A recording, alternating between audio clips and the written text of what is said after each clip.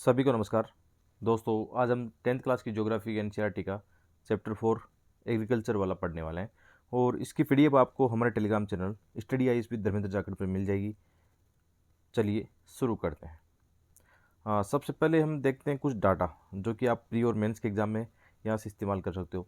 और दोस्तों, मैं 10th की क्लास की एनसीईआरटी जब बार बार पढ़ता हूँ तो मुझे हमेशा यही फीलिंग आती है कि इस एनसीईआरटी से मेंस के एग्ज़ाम में बहुत सारे क्वेश्चन आते हैं।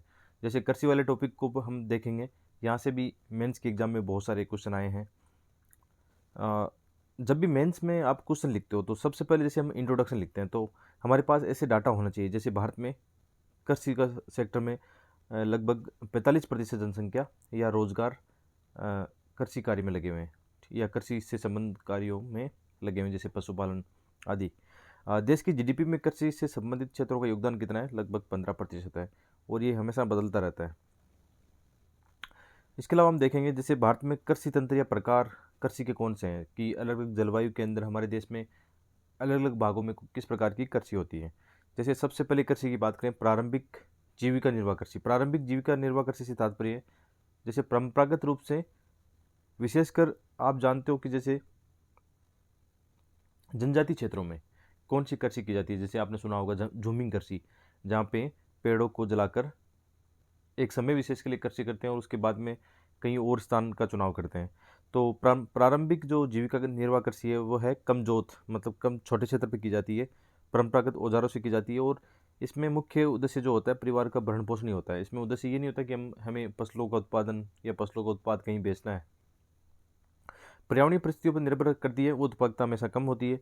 जैसे एग्जाम्पल के लिए यहाँ पे है कर्तन और धैर्य प्रणाली, यानी स्लेशन बंड, वही झूमिंग कृषि का एक प्रकार है या झूमिंग कृषि हम बोल सकते हैं इनको।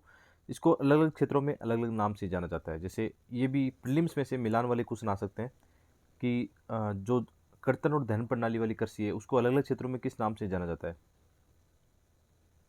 जैसे उत्तरी पूर्वी राज्यों में, जैसे विशेषकर असम, मेघालय, मिजोरम और नागालैंड में इसको झूम कृषि कहते हैं। और मणिपुर में इसको बोलते हैं पामलू, छत्तीसगढ़ के बस्तर और अंडमान निकोबार में इसको बोलते हैं दीपा। और विश्व के अलग अलग भागों में भी इसको अलग अलग नामों से यहाँ पे जाना जाता है। जैसे हम देखते हैं वैश्विक स्तर पर इसका देखें एग्जाम्पल, तो मेक्सिको, मध्य अमेरिका में इसको मिल्पा कहा जाता है, वेनेजुएला में इसको कोनू को कहा जाता है, ब्राज़ील में रोका, मध्य अफ्रीका में मसोले, इंडोनेशिया में लदांग, वियतनाम में रे। उतना मेंस के हिसाब से इंपॉर्टेंट नहीं है बिल्कुल, लेकिन प्री में ऐसे क्वेश्चन जो मिलान स्टेटमेंट वाले क्वेश्चन आते हैं कि कौन सी कृषि को कहाँ किस नाम से जाना जाता है, ऐसे क्वेश्चन आ सकते हैं। नो डाउट प्रीलिम्स में ऐसे क्वेश्चन आ सकते हैं। ठीक है, वियतनाम में रे। और भारत के भी अलग अलग राज्यों में, जैसे मध्य प्रदेश में इसको बेबर दैया, और आंध्र प्रदेश में इसको पोडू पेंडा, और उड़ीसा में इसको बोलते हैं पामाडाबी, कोमान और बरिंगा। पश्चिमी घाट में इसको बोलते हैं कुमारी, दक्षिण पूर्वी राजस्थान में इसको बालरे या वाल्ट्रे, हिमालयन क्षेत्र में इसको खिल और झारखंड में इसको कुरुआ बोलते हैं। फैक्ट है, आप आराम से इसको 2-4 बार पढ़ोगे तो याद हो जाएंगे। इसके अलावा दूसरी कृषि का जो पैटर्न है वो है गहन जीविका कृषि। गहन जीविका कृषि का यहाँ पे नाम से तात्पर्य कि मतलब ज़्यादा कृषि की जाती है, यानी एक साल में 2-3 बार कृषि की जाती है, या जनसंख्या का दबाव ज़्यादा है या भरण पोषण की ज़्यादा आवश्यकता में होती है। ठीक है, इस पर भूमि पर जनसंख्या का दबाव अधिक है, श्रम गहन और अधिक उत्पादन के लिए इसमें मुख्य रूप से रासायनिक उर्वरक और सिंचाई का उपयोग किया जाता है या प्रयोग किया जाता है। वाणिज्यिक कृषि को यदि हम देखें तो आधुनिक निवेश इसमें बहुत ही आवश्यकता होती है, जैसे खाद, बीज, मशीनीकरण का, रासायनिक उर्वरक और कीटनाशकों का इसमें ज़्यादा उपयोग होता है। उच्च पैदावार के लिए कोशिश की जाती है, इसमें काफ़ी मतलब वही आधुनिक निवेश का प्रयोग किया जाता है। भारत में हरियाणा, पंजाब में जैसे चावल की बात करें तो एक वाणिज्यिक कृषि है। वाणिज्यिक कृषि का ही एक प्रकार है रोपण कृषि। ठीक है, रोपण कृषि जैसे ऐसे क्वेश्चन प्रीलिम्स में आए हैं पहले कि रोपण कृषि के कौन से एग्जाम्पल है, जैसे चाय, कॉफ़ी, रबड़, गन्ना, केला। ठीक है, इसमें चावल और गेहूँ वगैरह रोपण में मत कर देना आप, मतलब ऐसे स्टेटमेंट वाले क्वेश्चन काफ़ी आए हैं कि रोपण कृषि के एग्जाम्पल कौन से हैं, मतलब साफ साफ स्पष्ट है यहाँ पे। इसमें गहन श्रमिक और पूंजी मशीनीकरण की आवश्यकता होती है। और रोपण कृषि क्या है? कृषि और उद्योग के बीच का एक क्या है, कड़ी है। ठीक है, जैसे एग्जाम्पल की इसमें बात करें तो रोपण कृषि में एग्जाम्पल हम लें तो जैसे असम में चाय, असम के अलावा उत्तरी बंगाल, दार्जिलिंग में भी चाय की खेती होती है, कॉफ़ी कर्नाटक में। ठीक है, इसमें एक छोटा और टॉपिक दिया गया एनसीईआरटी में, मतलब यहाँ ज़्यादा गहराई में तो नहीं बताया गया लेकिन ऊपर ऊपर से अच्छा बताया गया। हाँ, यहाँ से हम पढ़ के मेंस के एग्जाम में कुछ अच्छे पॉइंट निकाल सकते हैं कि मेंस के एग्जाम में कोई भी क्वेश्चन आ रहा है। 2020 में भी ऐसे एग्रीकल्चर वाले 3 क्वेश्चन आए थे कि कृषि सेक्टर के अंदर परिवहन से संबंधित एक क्वेश्चन आया था, एक गेहूँ और चावल से संबंधित क्वेश्चन आया था। तो ऐसे क्वेश्चन यहाँ से हम इजीली निकाल सकते हैं। और प्रीलिम्स में जो क्वेश्चन आएंगे ना, प्रीलिम्स में ऐसे क्वेश्चन आएंगे जैसे गेहूं की फसल के बारे में या चावल की फसल के बारे में 3-4 उसमें विशेषता पूछी जाएगी। आपसे पूछा जाएगा कि इसमें कौन सी विशेषता है, कौन सी नहीं है, ऐसा करके कुछ। कई बार तो सीधे सीधे क्वेश्चन ये भी आए कि रबी की फसल के एग्जाम्पल बताओ या खरीफ की फसल के एग्जाम्पल बताओ। तो यहाँ से इस चैप्टर से आप प्री और मेंस में बहुत ज़्यादा सीख सकते हो। और दोस्तों हाल ही में आपने देखा होगा यूपीसी प्रीलिम्स में भी है ना एग्रीकल्चर के 10 से 12 क्वेश्चन पूछे जाने लगे हैं। तो ये विशेषकर एनसीईआरटी से ही क्वेश्चन बनते हैं या फिर करंट अफेयर से ज़्यादा बनते हैं। तो इनको हमें इग्नोर नहीं कर सकते हैं, हमें पढ़ना होगा, अच्छे से पढ़ना होगा। तो यहाँ पे सस्य प्रारूप, क्रॉपिंग पैटर्न। क्रॉपिंग पैटर्न का मतलब ये होता है कि हमारे देश में किस सीजन में कौन सी कृषि होती है। ठीक है, ये क्रॉपिंग पैटर्न होता है। सिंपल सी एकदम बात है। सस्य प्रारूप का मतलब होता है कि एक समय में किसी स्थान पर किस प्रकार की कृषि की जाती है। मुख्य रूप से यही इसका मतलब होता है। और मेंस GS3 पेपर में ये सिलेबस में है हमारे। तो भारत में 3 सस्य ऋतु हैं, 3 प्रकार से हम एग्रीकल्चर करते हैं, रबी, खरीफ और जायद। रबी की फसल कब होती है? ये विशेषकर शीत ऋतु में होती है। कब? अक्टूबर और दिसंबर में इसकी बुआई की जाती है और अप्रैल और जून में इसको काट लिया जाता है। इसके एग्जाम्पल कौन से हैं? गेहूँ, जौ, मटर, चना, सरसों, मेथी आदि इसके एग्जाम्पल हैं। ठीक है, यूपीसी प्री में ऐसे क्वेश्चन आए कि कौन सी रबी की फसल है, कौन सी खरीफ की फसल है। आसान आसान वाले क्वेश्चन आए हैं। ठीक है, कहाँ पे होते हैं? विशेषकर जैसे पंजाब, हरियाणा, जम्मू कश्मीर, उत्तराखंड, उत्तर प्रदेश में गेहूँ होता है रबी की फसल में, और हरित क्रांति प्रदेश में विशेषकर गेहूँ होता है। ठीक है, इसके अलावा खरीफ की फसल, खरीफ की फसल वाली बुआई अभी जो चल रहा है, अभी जो हमारा सीजन चल रहा है वो खरीफ वाला सीजन चल रहा है। खरीफ फसल जो है मानसून जब शुरू होता है उस समय इसकी बुआई की जाती है और फिर सितंबर अक्टूबर में लास्ट में दिवाली से पहले काट ली जाती है। इसमें विशेषकर जो फसलें हैं चावल, मक्का, ज्वार, तुर, अरहर, मूंग, उड़द, कपास, जूट, इसके अलावा मूंगफली, सोयाबीन। यहाँ पे कपास 2 बार लिख दिया गया है, कोई बात नहीं। मूंगफली, सोयाबीन, बाजरा, ये विशेषकर क्या है? खरीफ की फसल है। जैसे यदि हमारी बात की जाए, जैसे मैं जहाँ पे रहता हूँ राजस्थान में, शेखावटी प्रदेश में, जहाँ पे अभी खरीफ की फसल में, जैसे हम खुद एक किसान परिवार से आते हैं, तो अभी कौन सी फसलें मेरे आसपास देख रहा हूँ, तो उसमें बाजरा है, मूंग है, ठीक है, और कपास है, मूंगफली है। ये विशेषकर हमारे क्षेत्र में होते हैं। एक मोठ दाल की प्रजाति है, गंवार है। गंवार एक विशेष मतलब दाल में ही आता है गंवार। ठीक है, पशुओं के लिए उगाते हैं या कई बार बाज़ार में भी इसको बेचते हैं। तो ऐसे मतलब खरीफ की फसल में आते हैं। तो ये विशेषकर आपको थोड़ा सा देखोगे ईजिली याद हो जाएगा, बहुत आसान है। ठीक है, और इसके अलावा यदि हम बात करें जैसे मोटा अनाज और बाजरा, ज्वार कहाँ पे होता है? राजस्थान, गुजरात, हरियाणा में होता है। रागी, रागी साउथ इंडिया में होता है। ये भी एक मोटा अनाज है। मोटा अनाज का मतलब ये नहीं कि उसके अनाज का आकार मोटा है, उससे मतलब नहीं होता। मोटा अनाज का मतलब होता है उसके अंदर कौन सी न्यूट्रिशन की जो मात्रा होती है उसके आधार पर उसको बोला जाता है। और ये मतलब अच्छे हैं मोटा अनाज। देखो आजकल हमारी एग्रीकल्चर ऐसा हो गया कि हमने मोटा अनाज को धीरे धीरे कम कर दिया है। लेकिन मोटा अनाज की यदि खास बात की बात करें तो जैसे राजस्थान की बात करें तो आजकल हम जानते हैं कि चरम जलवायु घटनाएं हो रही है और जलवायु परिवर्तन के कारण कहीं ना कहीं एग्रीकल्चर काफ़ी ज़्यादा प्रभावित हो रहा है।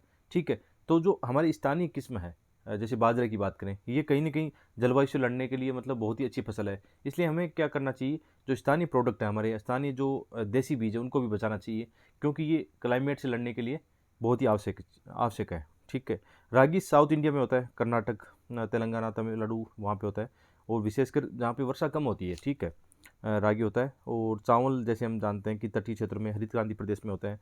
असम, पश्चिम बंगाल, उड़ीसा, यहाँ पे धान की 3 फसलें होती हैं। ओस, अमन और बोरो, अलग अलग नाम दिया गया है कि चावल के अलग अलग 3 किस्में हैं, या मतलब अलग अलग समय में उगाई जाती है। इसके अलावा एक होती है फसल जायद फसल। जायद फसल नॉर्मली ये है कि रबी और खरीफ के मध्य, विशेषकर ग्रीष्म ऋतु से पूर्व यानी फरवरी के बाद में, फरवरी से लेकर मार्च अप्रैल के बीच में जो फसलें उगाई जाएगी, विशेषकर सब्जियाँ, तरबूज, खीरे, खरबूजा, चारा की फसलें, सब्जियाँ आदि इसमें विशेषकर होती हैं। ठीक है, इसके अलावा हम देखेंगे भारत की मुख्य फसलें। इनमें यहाँ से क्वेश्चन एक तो इस साल मेंस में आया था कि एक गेहूँ और चावल का क्वेश्चन आया था। मेंस का पेपर उठा के देखना एक बार, एक क्वेश्चन डायरेक्टली यहीं से बना था। लेकिन ये बात सही है कि मेंस के अंदर एग्जाम में जो क्वेश्चन आते हैं वो 50% उसमें स्टैटिक पार्ट होता है और 50% होता है करंट अफेयर से जोड़कर उसमें पूछते हैं।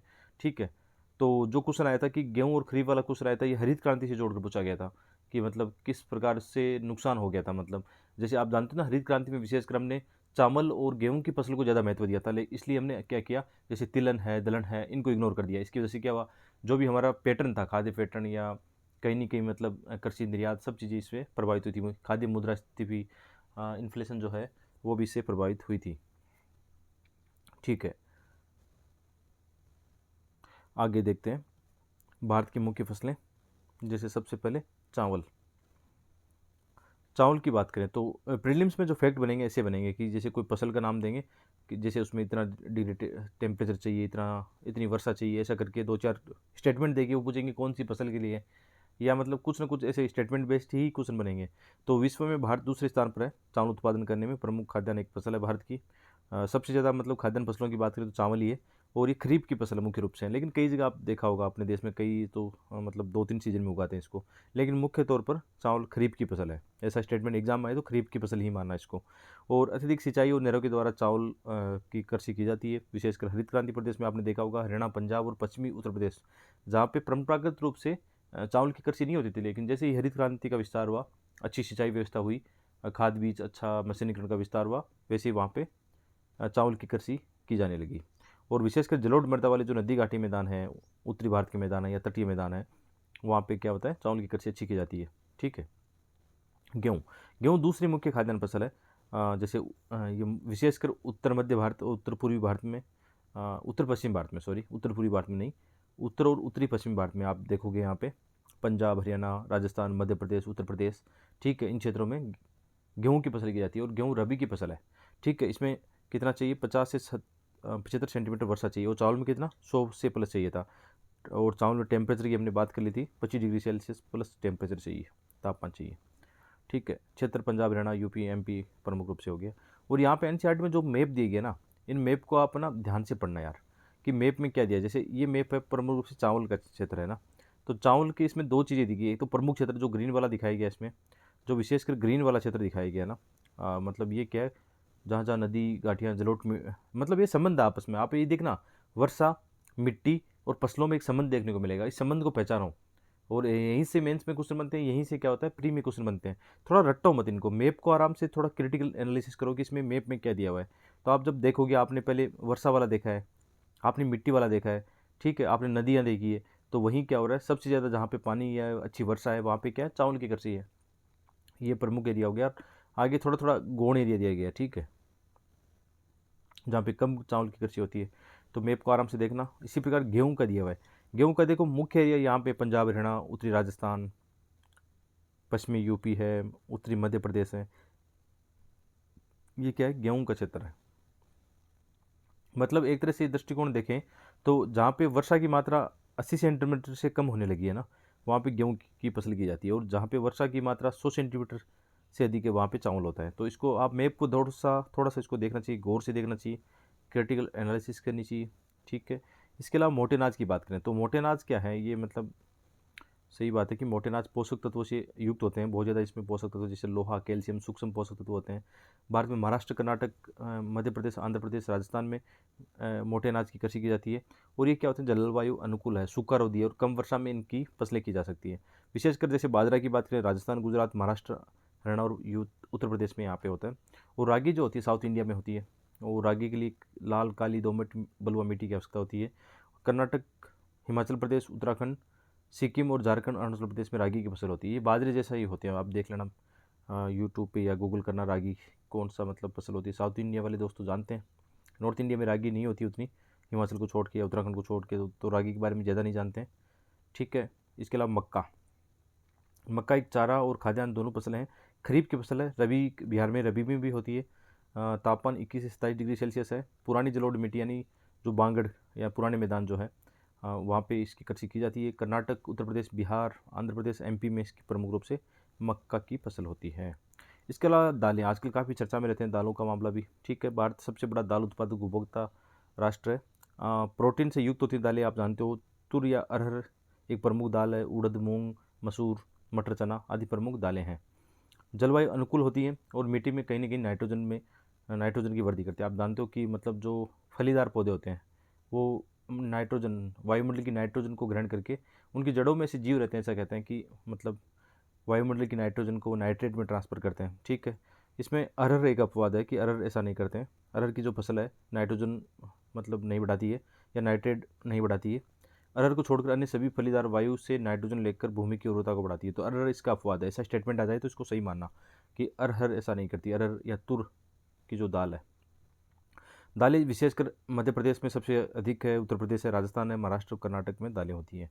इसके अलावा गन्ना की बात करें तो गन्ना क्या है, उष्ण और उपोष्ण कटिबंधीय एक पौधा है, ठीक है। तापमान चाहिए 21 से 27 डिग्री सेल्सियस, और वर्षा की मात्रा 75 से 100 सेंटीमीटर वर्षा चाहिए। उष्ण आर्द्र जलवायु में गन्ना होता है। गहन श्रम यानी इसमें श्रम की ज़्यादा आवश्यकता होती है। ब्राज़ील के बाद भारत दूसरा बड़ा उत्पादक राज्य है, देश है। उत्तर प्रदेश, महाराष्ट्र, कर्नाटक, तमिलनाडु, आंध्र प्रदेश, तेलंगाना, बिहार आदि राज्य में इसमें गन्ना की कृषि की जाती है। इसके अलावा तिलहन की बात करें तो तिलहन चीन के बाद दूसरा बड़ा उत्पादक देश है, ठीक है। ये जो डाटा होते हैं वो बदलते रहते हैं। जब आप इकोनॉमिक सर्वे पढ़ते हो तो उसमें सही डाटा आते हैं, ठीक है। आगे बढ़ते हैं। तिलहन में चीन के बाद दूसरा बड़ा उत्पादक देश है भारत, और काली मिट्टी में विशेषकर तिलहन की फसलें की जाती है। मूंगफली, सरसों, नारियल, तिल, सोयाबीन, अरंडी, बिनोला, अलसी, सूरजमुखी, तोरैया लाही, ये भी एक शायद सरसों जैसा ही एक मतलब सरसों की प्रजाति कह सकते हैं, ठीक है। और खरीफ की फसलों में विशेषकर जैसे तिलहन के उत्पादन के कुल उत्पादन का आधा भाग, मतलब यहाँ पे बात कर सकते हैं मूंगफली जो है एक खरीफ की फसल है, और तिलहन के कुल उत्पादन का आधा भाग इसमें उत्पादन होता है। गुजरात, आंध्र प्रदेश, तमिलनाडु, कर्नाटक, गुजरात, महाराष्ट्र में सर्वाधिक मूंगफली का उत्पादन किया जाता है, ठीक है। और तिल उत्तर भारत में एक खरीफ की फसल है, लेकिन दक्षिण भारत में रबी की फसल है। अरंडी क्या है, अरंडी भी एक खरीफ और रबी दोनों की फसलें हैं, ठीक है। तो ये प्रमुख रूप से तिलहन की फसलें हो गई। ऐसे क्वेश्चन आए हैं पहले भी, मुझे याद है प्रीलिम्स में, कि अलग अलग मतलब दलहन और तिलहन की प्रजातियों के बारे में भी प्रीलिम्स में पूछा गया है। इसके अलावा चाय की बात करें तो चाय एक रोपण कृषि है, ठीक है। अंग्रेज भारत में लेकर आए थे। उष्ण उपोष्ण कटिबंधीय जलवायु में विशेषकर हुम्मस और जीवांश युक्त गहरी मिट्टी तथा सुगम जल निकास वाले ढलवा क्षेत्र में होती है। वर्ष भर कोष्ण, नम और पालारहित जलवायु चाहिए इसके लिए। वर्ष भर समान वर्षा की बौछारें इसकी कोमल पत्तियों के विकास में सहायक है। श्रम सघन उद्योग है। असम, पश्चिम बंगाल, तमिलनाडु में और केरल में विशेषकर चाय का अच्छा उत्पादन किया जाता है। कॉफ़ी भारत में आप जानते हो विशेषकर दक्षिण भारत में कर्नाटक और केरल में की जाती है। कॉफ़ी की यहाँ पे दो किस्में हैं, अरेबिका और रोबस्टा। अरेबिका भारत में ज़्यादा होती है, कर्नाटक में होती है, और रोबस्टा की किस्म जो है केरल में भी होती है। भारत में सबसे अधिक उत्पादन कर्नाटक में ही होता है, और यमन से भारत में कॉफ़ी आई थी। भारत में कॉफ़ी, बाबाबुदन और नीलगिरी की जो पहाड़ियाँ हैं कर्नाटक, केरल, तमिलनाडु में विशेषकर होती है। और बागवानी फसलों की बात करें तो चीन के बाद भारत दूसरे स्थान पर है। फल सब्जियां जैसे अंगूर में आंध्र प्रदेश, तेलंगाना, महाराष्ट्र में होता है। अनानास जो मेघालय, संतरा नागपुर, मेघालय में होता है। आम महाराष्ट्र, आंध्र प्रदेश और उत्तर प्रदेश में होता है। ये मतलब चैप्टर बहुत अच्छा है, इसमें प्री और मेंस का आपको सफिशिएंट मैटर मिल जाएगा, आपका काम बन जाएगा, ठीक है। अखाद्य फसलों की बात करें जैसे रबड़ है। रबड़ क्या है, बहुमुद्री की फसल है, और उस उपोष्ण क्षेत्रों में भी इसका मतलब रबड़ का पौधा उगाया जा सकता है, ठीक है। विशेषकर भूमध्य रेखीय, लेकिन जैसे भारत के अंदर भी उष्ण उपोष्ण जलवायु में रबड़ की खेती की जाती है या पेड़ लगाए जाते हैं। वर्षा 200 सेंटीमीटर से अधिक चाहिए। तापमान 25 डिग्री सेल्सियस। नम आर्द्र जलवायु। केरल, तमिलनाडु, अंडमान निकोबार, कर्नाटक, मेघालय, गारो पहाड़ियों में रबड़ की कृषि की जाती है। रेशेदार फसलों की बात करें तो कपास, जूट, सन, मतलब ये क्या प्राकृतिक रूप से मिट्टी में उगाए जाते हैं, कपास, जूट और सन। लेकिन यदि रेशम की बात करें तो ये तो एक रेशम की जो कीड़ा है, सेरीकल्चर जिसको बोलते हैं, उत्पादन किया जाता है। कपास की बात करें तो कपास भारत में मूल स्थान माना जाता है। भारत दूसरा बड़ा उत्पादक राज्य है या देश है, ठीक है। काली मिट्टी में कपास अच्छा होता है, आप जानते हो दक्कन, महाराष्ट्र, गुजरात, यहाँ पे अच्छी कपास की कृषि की जाती है। आजकल पंजाब, हरियाणा, हरित क्रांति प्रदेशों में भी कपास का अच्छा उत्पादन किया जाता है, जब से बीटी कॉटन का बीज भारत में आया है।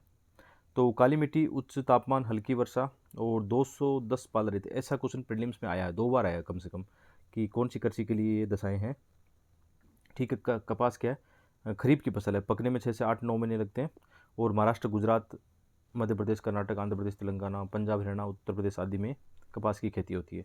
जूट की बात करें तो सुनहरा रेशा, यदि बात करें तो ये विशेषकर वर्षा या नदी घाटी क्षेत्रों में, बाढ़ की मैदानी क्षेत्रों में नई जलोढ़ मिट्टी में उगाया जाता है। बढ़ते समय इसको उच्च तापमान चाहिए बढ़ते समय, और पश्चिम बंगाल, उड़ीसा, बिहार, मेघालय में होता है। इसके अलावा इसमें कुछ मेंस का भी यहाँ पे मैटर दिया गया है कि कृषि संबंधी प्रौद्योगिकी व संस्थागत सुधार कौन से हैं। मतलब यहाँ पे अच्छा खासा मेंस का आपको मैटर मिल जाएगा। इसमें जैसे मेंस के आप ऐसे टॉपिक को आप क्या करते हो, ऐसे शॉर्ट में नोट्स बना लिया करो। जैसे कृषि संबंधी प्रौद्योगिकी व संस्था के सुधार कौन से हैं, भूमि सुधार संबंधी चकबंदी, हदबंदी, भू स्वामित्व, यानी प्रथम पंचवर्षीय योजना में से सुधार किए गए थे। हरित क्रांति की बात करें तो सिंचाई, खाद, बीज, विद्युत मशीनीकरण का यहाँ पे बात की गई है। ऑपरेशन फ्लड, श्वेत क्रांति, भूमि विकास कार्यक्रम, फसल बीमा योजना, संस्था का सुधार, ऐसे मेंस के यहाँ पे अच्छे पॉइंट आपको मिल जाएंगे। कुछ पॉइंट मैंने भी ऐड किए हैं कि आप एनसीईआरटी से मेंस के काम के नोट्स कैसे बना सकते हो। ठीक है, आगे इसमें एक भूदान और ग्रामदान एक दिया गया है कि भूदान ग्रामदान विनोबा भावे के द्वारा शुरू किया गया था भारत में। जैसे किसानों के जो भूमिहीन किसान हैं उनको ज़मीन आवंटन करने के लिए, और विनोबा भावे महात्मा गांधी के आध्यात्मिक उत्तराधिकारी भी हैं। ऐसे फैक्चुअल क्वेश्चन आ सकते हैं प्रीलिम्स में कि गांधी जी के जो ग्राम स्वराज उसमें उनका बहुत बड़ा एक विश्वास था। और साउथ इंडिया में एक बार रैली करे थे कौन, विनोबा भावे। तो वहाँ पे एक जो गांव है आंध्र प्रदेश का, पोचमपल्ली गांव, तो वहाँ से किसानों की बातचीत के दौरान एक वहाँ के एक मतलब जमींदार श्री रामचंद्र रेड्डी खड़े हुए और उन्होंने 80 ग्रामीणों को 80 एकड़ ज़मीन क्या किया, दान में दी। तो उसी से इसका नाम पड़ा भूदान आंदोलन। और उसके बाद में एक परंपरा चल पड़ी और जैसे ग्रामदान भी बोला गया। ग्रामदान मतलब अनेक जमींदारों के द्वारा कई गाँव के गाँव किसानों को, भूमिहीन किसानों को दान में दी गई। ठीक है, ऐसे फैक्चुअल चीज़ें यहाँ से आ सकती है प्रीलिम्स में। हालांकि हिस्ट्री का टॉपिक है लेकिन ज्योग्राफी की एनसीईआरटी में दिया गया है तो हमारे काम का है। इसके अलावा राष्ट्रीय खाद्य सुरक्षा प्रणाली की इसमें थोड़ी सी बात की गई है। ज़्यादा बात तो नहीं की क्योंकि खाद्य सुरक्षा प्रणाली हम जी3 में और कहीं से पढ़ लेते हैं, तो यहाँ पे ज़्यादा बात नहीं की। एक राष्ट्रीय खाद्य सुरक्षा प्रणाली के बारे में, सार्वजनिक वितरण प्रणाली और बफर स्टॉक के बारे में बात की गई है जो एफसीआई के द्वारा किया जाता है। तो इस प्रकार ये चैप्टर समाप्त होता है। बहुत ही आसान चैप्टर था, आराम से आपको नोट्स के काम आएंगे। बहुत बहुत धन्यवाद।